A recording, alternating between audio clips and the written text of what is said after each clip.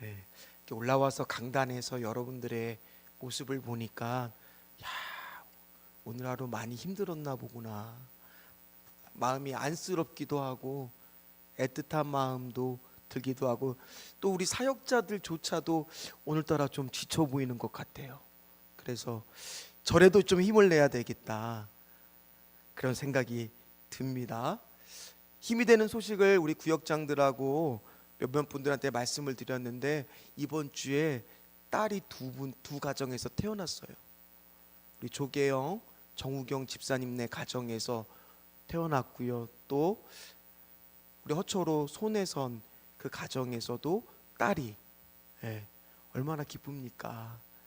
귀한 생명이 교회에서 요즘같이 초등학교가 입학식을 못하는 학교가 수십 군데가 되는 요즘 시대잖아요. 심지어 입학생 한 명인 학교도 많대요. 그런데 우리 교회는 벌써 올해 들어서 세 번째 아이가 태어났다라는 것은 하나님의 은혜인 줄 믿고 축복인 줄 믿습니다. 그럼에도 불구하고 아이가 태어날 때 어떻게 해요? 뱃속에서 나오면 꼭 뭐를 체크합니까? 우는지 안 소리인지 이제 그거 체크하잖아요. 때려서라도 엉덩이를 툭툭 치더라도 울어야 되잖아요. 그러면 애가 어떻게 합니까? 아! 하고 울어요. 왜 울겠어요? 애도 아는 거죠. 세상이 얼마나 험한지를. 괴로운지 얼마나 아는 거죠. 뱃속에 있을 때가 좋았다는 것을 본능적으로 아는 거죠. 한번 가만히 생각해 보세요. 사람들은 요즘에 심리학적 요거는 자기 효능감이라고도 얘기하지만 사람들은 자기가 통제할 수 있다라고 했을 때 불안감이 없어요. 그런데 인생을 살다 보면은 여러분도 오늘 하루도 살아보니까 어때요? 인생이 내 마음대로 흘러가요? 저도 오늘 계획상으로는 주일 설교를 편안하게 다 맞춰놓고 내일 여러 가지 또 모임들이 있더라고요. 그 모임에 즐거운 마음으로 참석하는 게 계획이었어요. 그런데 결국에는 뭐냐, 묵상만 하고 생각만 하고 그런 것들을 여기다가 적어놓기만 하고 메모만 해놓고 끝나고 이제 오늘 말씀 바치고 가서 또 밤에 또는 새벽에 열심히 써야 돼요. 인생이 내 맘대로 돼요, 안 돼요? 내 맘대로 됐을 때 행복하다고 심리학은 얘기하지만 인생은 내 맘대로 안 되니까 사람들이 불행한 겁니다. 아니 금방 코스피 지수가 5천을 돌파하고 6천을 돌파해서 7천까지 간다 그랬을 때 여기 혹시나 우리 성도들 중에서도 주식 3분이 있을지도 모르겠지만은 다들 그냥 이거 보면서 얼마나 행복했는지 몰라요. 그런데 갑자기 이란과의 전쟁이 나고 내가 생각하지도 못했던 통제할 수 없는 일들이 일어나는 거와 똑같잖아요. 오늘 기드온도 마찬가지예요. 지난 시간에 6장에서 맨 마지막에 기드온이 어떤 기도를 했습니까? 양털 기도를 했죠. 왜냐하면 두려워요. 사단은요 이 두려움이라는 존재를 이용합니다. 아마 여러분들 살다 보면은 자녀가 내 맘대로 됩니까? 안 되잖아요. 그때 느껴지는 게 뭡니까? 두려움과 걱정과 불안이 생겨요. 그 틈을 타서 여러분들의 마음을 어지럽히고 여러분들의 마음 속에 불안을 더 증폭시키는 존재가 바로 누구의 전술이에요? 사단의 전술이에요. 여러분 질병에 걸렸습니다. 금방 낫는 질병 말고요. 시간이 걸리는 질병에 걸려보면은 그런 분들은 질병을 싸우면서도 늘 마음속에 어떤 마음이 들 수밖에 없느냐? 내일을 알 수가 없는 거예요. 두렵죠. 그 틈을 파는 게 사단이라는 겁니다. 여러분 사업하시는 분들은 안 그렇습니까? 이 사업하시는 분들의 공통된 부분들이 저한테 성도들이 하는 얘기가 월급날이 제일 무섭대요. 돌아오는 월급날이 보통 일하는 사람들은 월급날이 기다려지죠. 사업하시는 나는 분들은 월급날이 제일 무섭대요. 왜 이렇게 빨리 돌아오는지 그 틈을 노리는 게 사단이라는 거예요. 그런데요 우리가 오늘 기드온의 이 말씀을 쭉 봐서 알겠지만은 자 기드온의 이 연약하고 약한 모습을 하나님은 어떻게 하셨습니까? 한 번 또 오늘 기드온의 말씀을 보면서 그의 가정사를 보십시오. 가정사 보면은 우상을 섬겼으나 그거에 대해서 죄를 묻거나 그런 모습이 나온 것이 아니라 그를 세워주기 위해서, 그를 사용하시기 위해서 다 받아주시고 인내하시고 동행하시는 하나님. 오늘 우리도 변하지 않는 사실은 뭡니까? 두렵고 떠는 이 순간도 주님은 나와 함께 계시다. 주님은 우리 자녀와 함께 계시다. 주님은 오늘 내 기도 가운데 함께 계시다. 어떠한 문제가 여러분들한테 있는지 저는 다 몰라요. 그러나 주님은 다 아시고 여러분들과 그 문제 가운데 금방 해결되는 것 같지 않아 보여도 그 문제와 함께 하신다라는 거예요. 오늘 이 양털 기도를 마치고 나서도요, 현실을 보십시오. 현실은 어떻습니까? 미디안의 적이 양털 기도를 마치고 다 쫓겨난 게 아니라 눈앞에 딱 있어요. 몇 명이요? 그들의 숫자에 무려 4배를 넘어요. 그들은 몇 명이 모였습니까? 32,000명이 모였어요. 근데 저들의 미디안은 아말렉과 동방 사람들까지 합쳐서 13만 5천 명이 모여 있는 거예요. 이스라엘 그 평지 골짜기에 있는 거예요. 저들은 전차가 있습니다. 이쪽은 철기 문화도 아니에요. 청동기나 그냥 돌팔매나 그런 정식 군사로 훈련된 것도 아닙니다. 그런 사람들이 싸워야 되는데 그들은 산악이라는 유리한 지역에서 싸울까 말까 두려워 떨고 있는 사람들이 그 가운데 얼마나 많았겠습니까? 나팔을 불고 32,000명을 모집하다 보니까 그 중에는 얼떨결에 끌려 나온 사람도 있을 거 아니에요. 다 가니까 나만 안 갈 수 없으니까 같이 가자 그래서 막 끌려 나온 사람 있을까요, 없을까요? 오늘 여기 가운데에서도 끌려 나오듯이 나와야 되니까 억지로라도 나온 사람 있을지도 몰라요. 그 숫자가 바로 몇 명입니까? 32,000명이에요. 근데 이것도 오합지졸이라고 생각하고 이것도 적다고 생각할 수 있는데 오늘 우리 너무나 스토리 모르는 분 아무도 없을 거예요. 자, 첫 번째 뭐라고 말합니까? 너무 많대요. 상식을 깨는 말씀이죠. 우리는 말씀을 다 알고 보니까 이 말씀이 그냥 이렇게 안 와닿는 거지. 여러분들이 지금 기드온이고 하나님이 어떤 명령을 하실까 기대하는 마음으로 기다리고 있어. 하나님이 무슨 전술을 알려주실까, 아니면 무슨 지진을 일으키실까, 아니면 우박을 내리실까, 뭔가 기대하면서 딱 기다리고 있는데 갑자기 덜컥 하시는 말씀이 뭐예요? 32,000명이 너무 많다는 거예요. 여러분들이 기드온이라 그러면 방금 내가 양털 기도를 했어요. 하나님이 확실한 표징도 보여줬습니다. 그럼에도 내 안에 뭐가 틈탈 수 있어요? 두려움이 틈탈 수 있어요, 없어요? 갑자기 두려움이 틈탈 수도 있는 겁니다. 아니 이것도 많다고? 이것도 많다고? 자, 그래서 어떻게 하십니까? 자, 오늘 3절이 줄이는 기준이었습니다. 3절 말씀 한번 같이 읽겠습니다.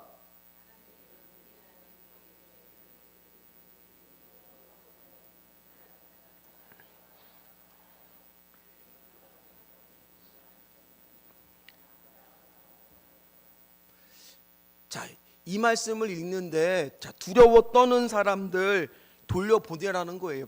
왜냐하면 그 사람들 있으면 사기만 떨어뜨리고, 그리고 진격하라 그러는데 막 뒤에서 몇 명이 도망가기 시작하면 사람들이 싸우려고 그래도 다 어떻게 할 수 있어요? 도망갈 수 있잖아요. 그러니 두려워 떠는 자는 이미 율법에도 나와 있는 말씀이에요, 이게. 자, 율법 말씀 한번 찾아보면 신명기 20장 8절 말씀 한번 같이 읽도록 하겠습니다. 같이 읽습니다. 책임자들은 또 백성에게 말하여 이르기를 두려워서 마음이 허약한 자가 있느냐? 그는 집으로 돌아갈지니 그의 형제들의 마음도 그의 마음과 같이 낙심될까 하노라 하고. 있는 전술이에요. 그러니까 이런 전술은 이순신 장군 같은 사람도 쓸 수 있는 전술이고, 뛰어난 장군이라면 이 정도 전술은 다 쓸 수 있는 거예요.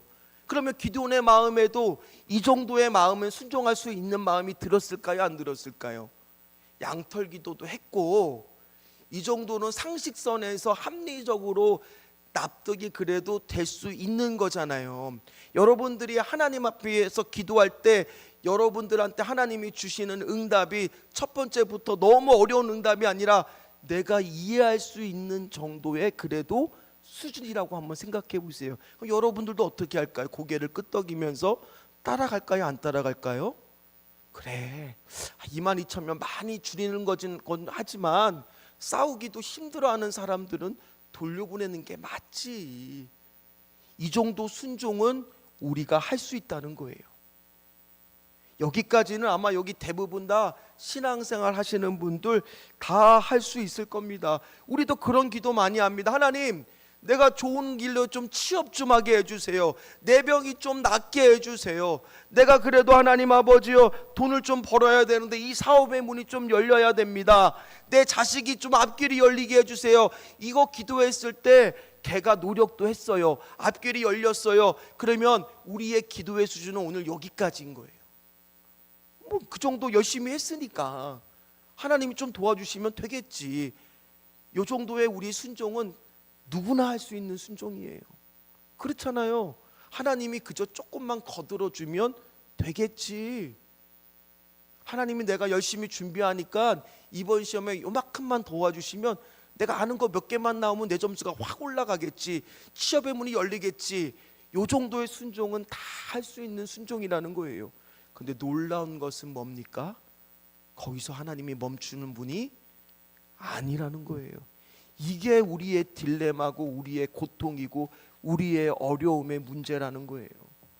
요 정도만 해도 그냥 하나님 괜찮았을 텐데, 그러면 오늘 이게 놀라운 사건으로, 우리가 충격적인 사건으로 기억을 하겠습니까? 하나님이 뭐라고 말하고 하는 이 정도면 되겠지 하고 있는데 갑자기 4절 말씀을 하시는 거예요. 4절 말씀 한번 같이 읽어볼까요?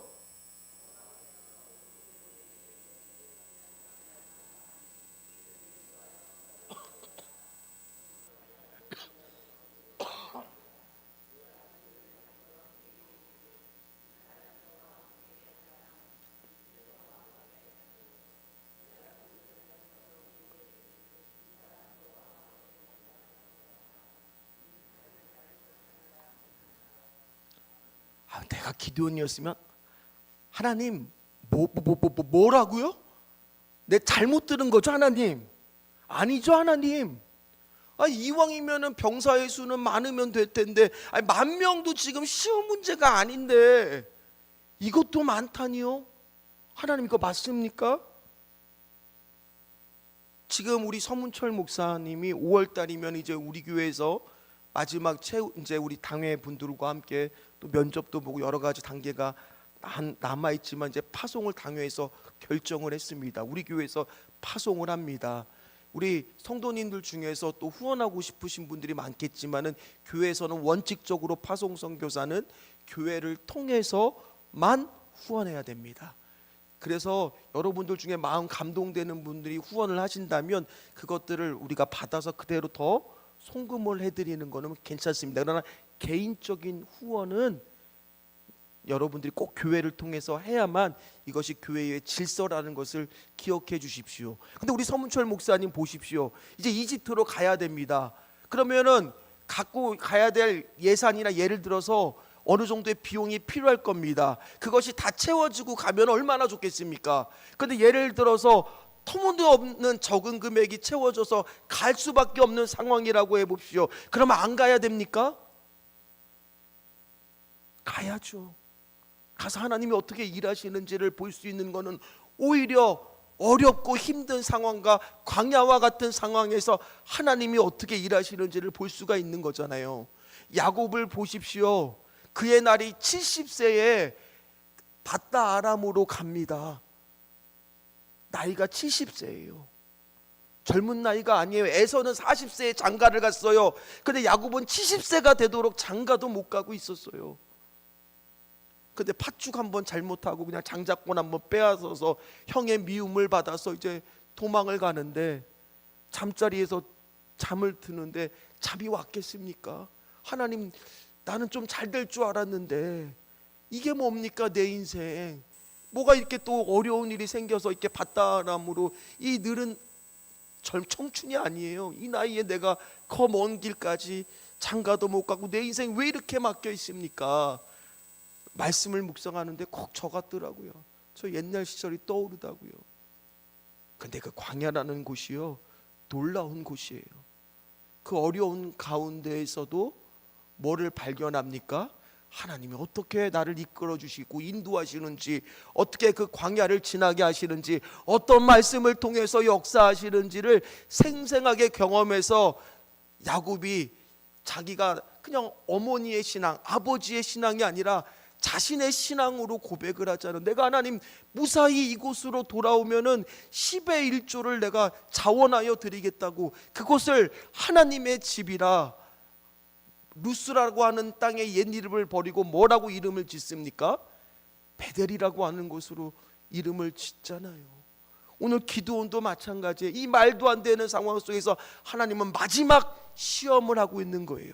사사로서의 마지막 시험, 하나님이 쓰시는 마지막 시험, 그게 뭡니까? 너는 어떠한 상황이든지 간에 나를 전적으로 의지하고 따를 준비가 되어 있는가?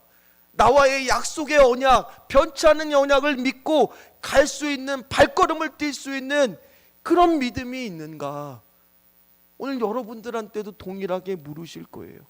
여러분들 앞에, 눈앞에 있는 문제, 현실의 문제, 13만 5천 명, 근데 나의 믿음은 지금 3만 2천 명입니까? 아니면 10,000명입니까? 아니면 더 줄여서 300이지만 나는 하나님이 도와주시면 할 수 있다라는 믿음을 갖고 있습니까? 여러분들의 믿음은 지금 어디쯤에 위치해 있어요? 그래도 많아야지, 3만 2천 명은 돼야지, 아니 더 끌어모아야지에 있습니까? 아니면 하나님이 함께 하시면 비록 300명이지만 내가 능히 싸워 이길 수 있으니 믿고 나가야 될까? 그 믿음에 지금 도달해 있습니까? 어디에 있으세요? 물어봤어요. 하나님이 뭐라고 말합니까? 우리 너무 잘 아는 장면이죠. 어떤 표시를 줬는데 몇 명 줄 거라는 것도 처음부터 얘기하지도 않으셨어요. 어쨌든 10,000명을 데리고 물가에 가서 물을 마시는데, 달다시피 대부분의 사람들은 어떻게 물을 마십니까? 그냥 무릎을 꿇고 그냥 이렇게 고개를 숙여갖고 핥아서 그냥 먹는 사람이 있지만, 어떤 사람은 무릎도 꿇지 않고 퍼서 좌우에 혹시나 적들이 올까 경계를 하면서 먹던 사람이 있죠. 옛날 목사님들은요, 이걸 가르쳐서 저 사람들이 저렇게 깨어있고 민첩하게 전투 준비가 되어 있는 사람들, 날랜 용사 300명을 뽑기 위해서 그런 거다라고 말씀해 주시기도 하셨는데, 반은 맞아요. 그러나 하나님께서 중요한 거는 거꾸로 돼도 300명을 한 숫자를 뽑기 위해서라는 것이 무슨 말씀이냐? 9,700명이 이렇게 서서 물을 이렇게 떠서 마시고 300명이 엎드려서 핥아 먹더라도 그 300명을 선택하려는 거였어요. 왜 그러냐? 오늘 성경에는 분명히 그 이유가 2절에 나옵니다. 오늘 우리가 붙들고 기도해야 될 말씀이에요. 2절 말씀 한번 같이 읽습니다.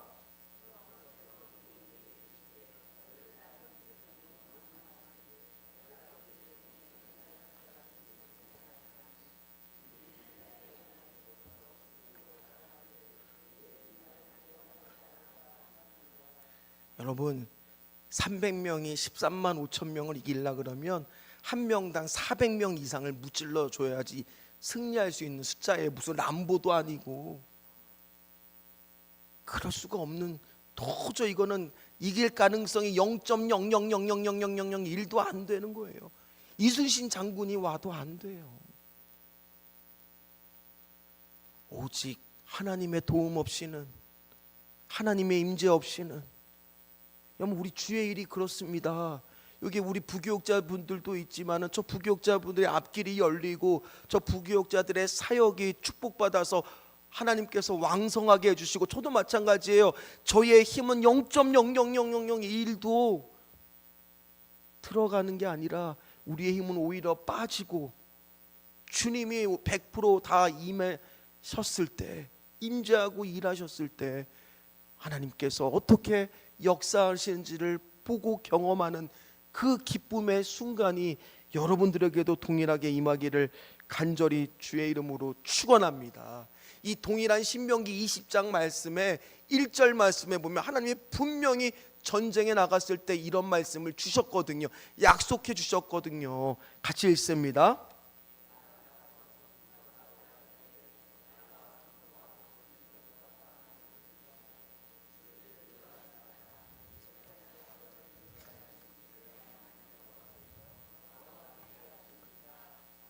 아멘.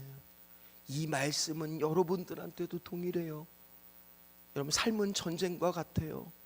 힘들고 어렵습니다. 현실을 무시하라고 말씀드리는 거 아니에요. 그러나 그 현실에서 우리가 기억해야 될 한 가지는 뭐냐 하면, 그 현실의 문제가 아무리 많고 어렵고 힘들다 할지라도 하나님이 너와 함께 하신다라는 사실을 절대로 잊어버리지는 말라는 거예요. 두려워하지 말라는 거예요. 내가 너와 함께 하실 거라고. 그거를 늘 경험했던 사람이 다윗이었기에, 다윗은 어떠한 순간에도 하나님이 나와 함께 하신다라는 것을 알았기에, 그래서 골리앗이라고 하는 거대한 문제 앞에서도 담대히 나갈 수가 있는 거예요. 누가 보면 그거는 미친 짓이죠. 안 그렇습니까? 미친 짓이죠. 저보고 최홍만 같은 사람하고 싸우라 그러면 싸우겠습니까? 안 싸우죠. 오늘 너의 노력이 아무리 많이 들어가도, 너가 아무리 했어도 이 문제는 이 둘째 단계까지 여러분들이 가야 돼요. 300까지 줄여들어도 내가 갈 수 있다라는 특별한 여러분들의 특심의 마음이 있으시기를 주의 이름으로 축복합니다. 열심히 해서 취업하면요, 세상하고 우리하고 뭐가 다르고 뭐가 똑같겠습니까? 주님이 열어주시는 부분을 우리가 경험해야죠. 우리 자녀도 경험해야죠. 그리고 우리 부교육자들도 경험해야죠. 내가 아무리 애쓰고 노력해도 안 되는데 주님이 일하시고 도와주시니까 이렇게도 풀리더라. 지금 우리 청년부를 우리 김선 목사님 아마 고백할 거예요. 말도 안 되는 그런 일들이 때때로 일어나요. 아니, 우리가 전도한 것도 아닌데 어떻게 그 청년이 우리 교회를 올 수가 있었을까? 이건 하나님의 일하심이고 하나님의 도우심이다.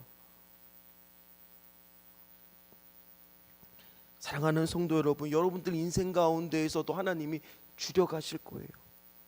현실을 보면 답답해요. 아니 32,000명도 어려운데 하나님 어떻게 10,000명으로 줄이시고, 아니 그것도 많아서 어떻게 300으로, 하나님 안 됩니다. 안 돼요 하나님. 그런데 그거를 줄여야만 내가 너와 함께 한다라는 것을 네가 알 수 있는 거다. 네가 하나님의 임재를 경험할 수 있다는 거다. 하나님께서 여러분들을 지금 어쩌면 300으로 줄여가는 과정 속에 여기 계신 분들 있을지도 모르겠어요. 그 과정은 고통입니다. 어렵습니다. 현실의 문제가 더 크게 보이고 힘듭니다. 그러나 하나님이 어떻게 그에게 또 응답을 해주시는지는 to be continue, 다음 주를 또 기대해야 되지 않겠습니까? 그러나 중요한 것은 오늘 말씀을 통해서 우리는, 세상은 조건이 완벽해야 유리하다고 말합니다. 그러나 믿는 우리들은 누구와 지금 동행하고 있는지가 중요한 문제라는 거예요.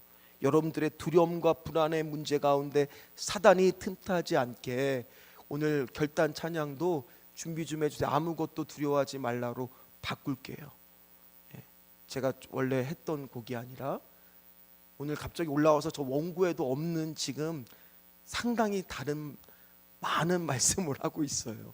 왜냐하면 오늘 제가 딱 올라왔는데 여러분들 표정을 보니까 너무 염려가 많으신 것 같아서 저도 마음이 안 좋았더라고요.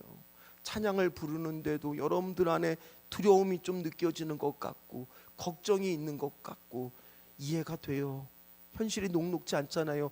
앞에는 13만 5천 명, 나는 이제 3만 2천 명, 어떤 분은 10,000명, 어떤 분은 지금 진짜 300밖에 안 남은 것 같은 눈앞에 현실에 지금 닥쳐 있는 분이 있지만, 광야는요 역설적인 곳이에요. 세상의 소리가 안 들리고 야곱이 베델이라고 하는 곳에서 하나님을 인격적으로 만나잖아요. 구름다리 그 환상을 보기도 하고, 그래서 나중에 돌아왔을 때 그곳에 엘 베델이라고 하셨던 것처럼 하나님은 분명히 약한 가운데 우리가 300까지 힘이 빠진 상태에서 오히려 일하시는 분이라는 사실을 기억하시기를 바랍니다. 그래서 고린도후서 12장 9절에 사도 바울을 어떻게 말씀을 선언하게 했습니까? 우리 같이 이 말씀 읽도록 합니다. 나에게 이르시길, 고린도후서 12장 9절 말씀 같이 읽습니다. 나에게 이르시기를 내 은혜가 내게 족하도다. 이는 내 능력이 약한 데서 온전하여 짐이라 하신지라. 그러므로 도리어 크게 기뻐함으로 나의 여러 약한 것들에 대하여 자랑하리니 이는 그리스도의 능력이 내게 머물게 하려 함이라. 아멘. 사랑하는 성도 여러분, 아브라함이요 40세 50세에 이삭을 얻었다라고 생각해 보세요. 아브라함이 100세에 얻은 게 아니라, 그럼 아브라함 인생 가운데 믿음이라고 하는 것을 칭호를 받을 수 있었을까요? 남들 다 얻었을 때 얻었는데, 그러나 그가 도저히 아이를 낳을 수 없는 100세라는 나이에 이삭을 얻고 나니까 이거는 반드시 하나님이 안 하고는 하실 수가 없구나, 이거를 고백하게끔 하신다는 거예요. 아마 여러분들 인생 가운데서 하나님은 지금 300으로 줄여가는 과정 속에 분명히 우리 특별히 여기 청년들 있을 거예요.